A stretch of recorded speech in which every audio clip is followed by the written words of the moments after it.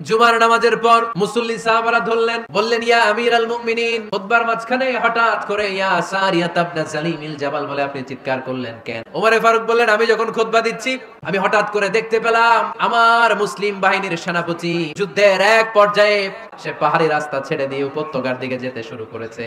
আমি দেখতে পেলাম আমার মুসলিম বাহিনী যদি উপত্যকার দিকে ছুটে বেড়ায়, কাফির মুশরিকরা আমার মুসলিম বাহিনীকে কচুকাটা করে ফেলবে। তাই আমি এখান থেকে তাদেরকে কমান্ড দিয়ে বলেছি, ইয়া সারিয়াতাল জাবাল, উপত্যকার দিকে নয় পাহাড়ের দিকে যাও, তাহলেই তোমাদের বিজয় নিশ্চিত হয়ে যাবে। সেনাপতি ঢুকার সাথে সাথে ধরছে, এই সেনাপতি কোত্থেকে আসছো? কয় পারস্য জয় করে আসছি।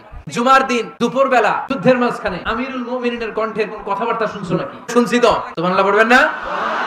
আমরা যুদ্ধে একটা ভয়ঙ্কর অবস্থার মধ্যে ছিলাম, হঠাৎ করে আমিরুল মুমিনিনের কণ্ঠ বজ্র কণ্ঠে আমার কানের মধ্যে ভেসে আসলো, ডান দিকে উপত্যকার পথে নয়, তাড়াতাড়ি পাহাড়ের দিকে সৈন্যবাহিনী নিয়ে উঠে যা।